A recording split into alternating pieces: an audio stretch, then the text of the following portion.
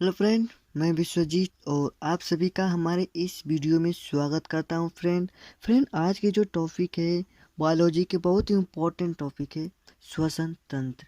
ये जो श्वसन तंत्र हम हमेशा ये रोज़ का हम लोग काम होता है श्वसन तंत्र, सांस लेते हैं। तो ये श्वसन तंत्र के बारे में आज बहुत अच्छी से जानकारी लेंगे कि सांस हम लोग कैसे लेते हैं और सांस में क्या कौन सा ऑक्सीजन लेते हैं, मतलब कौन सा गैस लेते हैं। ओके, तो आइए हम लोग बात करते हैं श्वसन तंत्र। श्वसन तंत्र क्या होता है, देखिए वो पहले हम लोग टॉपिक समझें। ये जो टॉपिक है, जो हेडिंग श्वसन तंत्र, तो श्वसन तंत्र क्या होता है, तो सांस लेना और छोड़ना को हम लोग क्या कहेंगे, श्वसन तंत्र कहेंगे। बहुत आसान समझे आसान भाषा में समझे कि श्वसन तंत्र सांस लेने और छोड़ने को क्या कहेंगे, बस श्वसन तंत्र कहते हैं। सांस लेना और छोड़ना क्या कहेंगे, श्वसन तंत्र। श्वसन तंत्र की जो क्रिया है ऑक्सीकरण, जो ऑक्सीकरण ऑक्सीजन के बिना नहीं होती है। ऑक्सीजन लेते हैं हम लोग, तो जो ऑक्सीजन लेते हैं तो श्वसन तंत्र वो श्वास लेते हैं तो ऑक्सीजन लेते हैं श्वास में, तो ये ऑक्सीकरण। ऊर्जा और ऊष्मा, जब हम लोग ऊर्जा, देखिए ऑक्सीजन लेंगे, जब हम लोग सांस लेंगे तो उसमें ऊर्जा और ऊष्मा का भी संचालन होता है। ऑक्सीजन जो हमारे ब्लड मोड में जाता है और ब्लड को दौड़ क्या है, ब्लड जो दौड़ने लगती है, ब्लड को संचालन होने लगती है, तो उसमें ऊर्जा भी उसमें होता है और ऊष्मा भी। जैसे मान लीजिए हम लोग जब तक जिंदा है तो हमारी जो शरीर में गर्म रहती है, क्या होती है, गर्म रहती है, और मरने के बाद एकदम ठंडा पड़ जाती है, क्या होती है, ठंड हो जाती है। आप इस तरह देखेंगे तो ये हमारी जो हाथ है, देख सकते हैं, ये भी गर्म रहेगी, हम लोग छुएंगे तो गर्म होगी। अभी यही कोई मर जाता है तो मतलब उसकी मृत्यु हो जाती है तो उसको उसका शरीर एकदम ठंडा पड़ जाता है, तो क्या उसमें ऊर्जा उष्मा खत्म हो जाता है।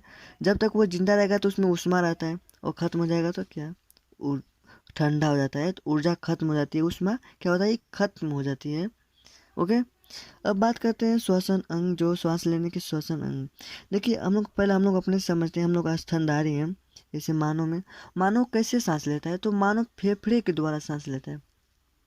कैसे लेता है, तो फेफड़े के द्वारा सांस लेता है। ये कीट है, कीट जैसे कीट में जो कीट कीट है, जब वो श्वासन नली से सांस लेते हैं, इसको इंग्लिश में कहते हैं ट्रेकिया।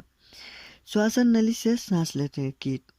अब जलीय जीव जैसे मछली हो गए, तो ये गिल से सांस लेते हैं। किससे सांस लेते हैं, गिल से। मछली, देखिए मछली में जो मछली देखेंगे उसमें बगल से गल्फर जैसा होता है, क्या होता है, गल्फर जैसा, वो गिल से, उसी से सांस लेते हैं, गिल से। अब मेढक देखिए, मेढक त्वचा से, जब देखिए मेढक जब ना आपका ये जमीन में रहेगा मेढक, तो ये त्वचा से सांस लेता है। किससे सांस लेता है, त्वचा ले। जब मेढक बच्चा रहेगा, क्या रहेगा, तो बच्चा, तो ये गिल्स के द्वारा सांस लेता है। किससे द्वारा सांस लेगा, गिल्स से द्वारा। अब बात करते हैं श्वासोच्छ्वास से, ब्रीथिंग। देखिए ब्रीथिंग, जब लोग सांस लेते हैं अंदर से लेते हैं और बाहर छोड़ते हैं। देखिए श्वसन अंदर लेना, जैसे अंदर लेना को हम लोग कहते हैं निश्वसन।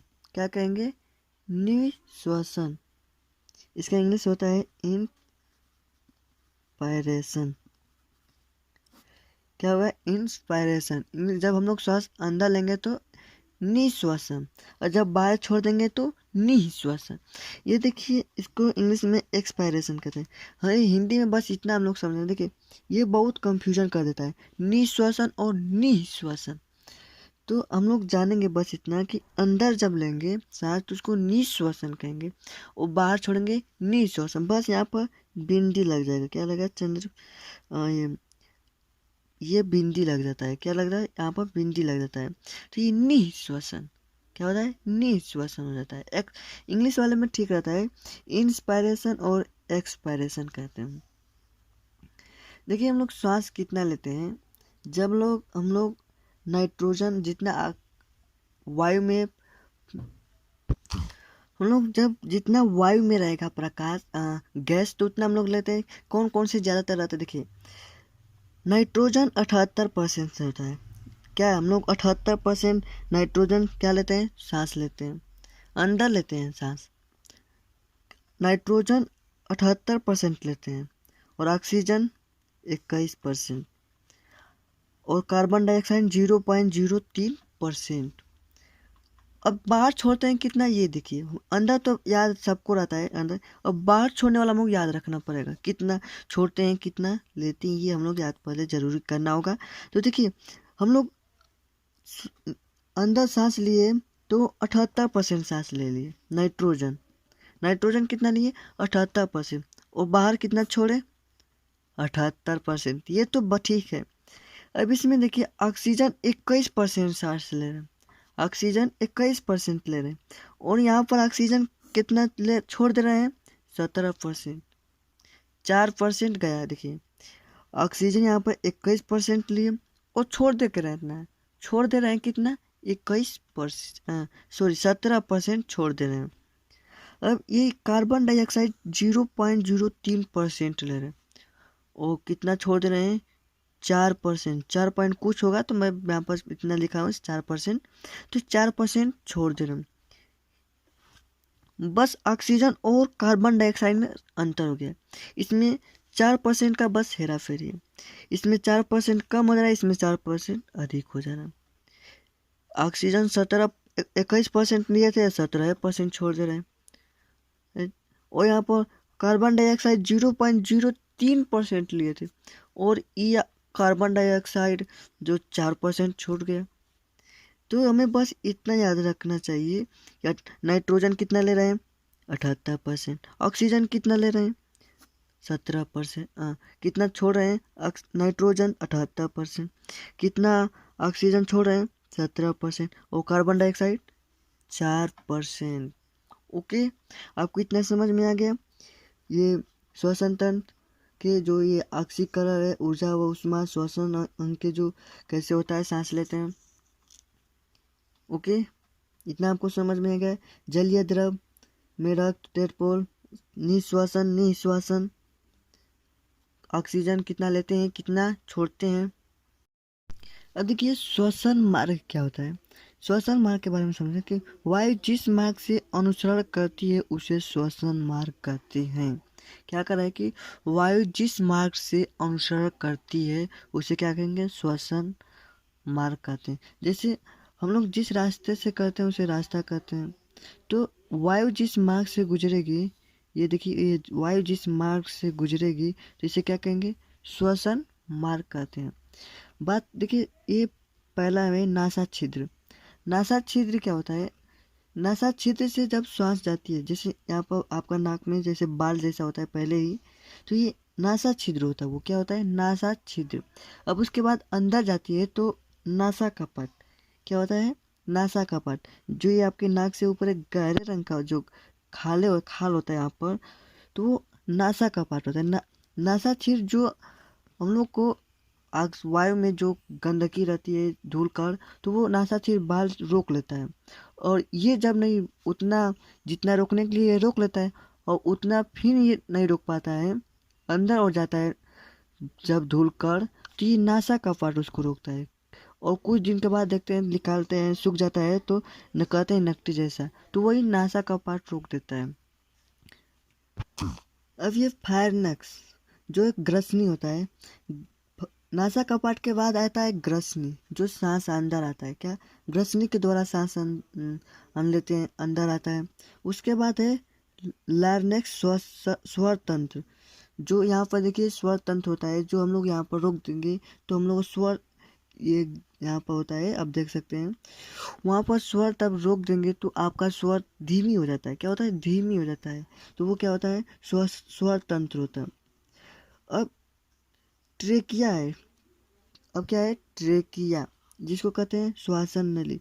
अब बात कर रहे थे पहले में कि जो कीट होते हैं ट्रिकिया में सांस लेते हैं, ये इसको कहते हैं ट्रिकिया। आप देख सकते हैं ये पाइप है श्वासन नली का, इसको कहते हैं क्या कहते हैं ये वाले को, ये ट्रेकिया होता है। क्या होता है इस ये पाइप इतना को ट्रेकिया कहते हैं। और ट्रेकिया में जो ये लगा रहता है, ट्रेकिया को जो हड्डी और एक होता है, ट्रेकिया में एक हड्डी होता है बहुत नर्म होता है, जो कैल्विक कहते हैं, एक हड्डी जैसी पाई जाती है। पाइप को चिपकाएगी नहीं, मतलब तो चिपकोगे तो सांसें कैसे लेंगे भाई। अभी सांस ले रहे हैं छोड़ रहे हैं तो पाइप खुला रहेगा तभी ना सांस लेंगे। तो ये यहाँ पर हड्डी एक होती है एकदम जो एकदम बहुत कमज़ोर होती है हड्डी, तो वही हड्डी रहती है जो पाइप को धरे रहती है, चपकने नहीं देती है। ओके। अब इसके बाद ब्रोंकाई, देखिए जब ये ट्रेकिया के बाद ये दो भागों में बटा है, क्या जब ये दो भागों में बटेगा तो इसे क्या कहेंगे, ब्रोंकाई कहेंगे। दो भागों में क्या बटेगा तो क्या कहेंगे, ब्रोंकाई। अब इसके बाद ब्रोंक्यूलेस, जो ये अब ब्रोंकाई के बाद ये बढ़ जाता है, क्या विखंडित हो जा रहा है, इसे कहेंगे ब्रोंकाई। ये जो दो भागों में बटा है, अब ये इसके भी बढ़ जा रहे हैं, ये जो ये अब देख सकते हैं इसे, तो इसे ब्रोंक्यूलेस कहते हैं। क्या कहते हैं, ब्रोंक्यूलेस। अब इसके बाद ये गुच्छा जैसा है, ये क्या है आप समझ रहे हैं, तो ये जो गुच्छा जैसा है इसे एल्वेओलिक कहते हैं। एल्वेओलिक जो गुच्छा जैसा होता है, जिसे हिंदी में वायु कोष्ठ कहते हैं। ये जो सांस लेते हैं हम, तो ये ऑक्सीजन को ग्रहण करता है ये, और सांस लेने में अच्छी काम करता है। जो एल्वेली के बाद ये ब्लड, जो ऑक्सीजन किसको देता है, ऑक्सीजन ब्लड को। ऑक्सीजन एल्वेली जब लेगा ऑक्सीजन, ये वाला जब ऑक्सीजन लेगा तो ये ब्लड को दे देता है। किसे देगा, ब्लड को देता है। और ब्लड फिर किसको दे देता है, सेल को पहुंचा देता है।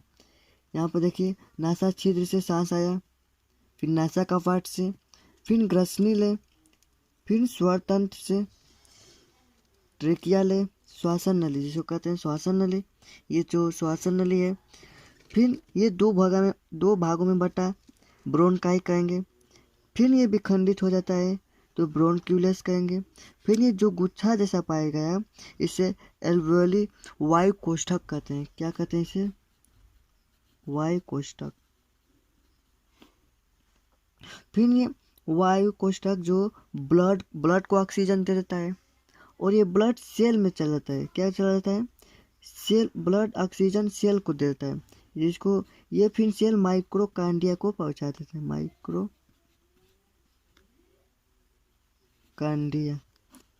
क्या आएगा, माइक्रोकांडिया को ये ब्लड देता है। आपको श्वसन मार्ग समझ में कैसे हुआ आ रहा है, ऑक्सीजन हम लोग सांस ले रहे हैं नासा छिद्र से,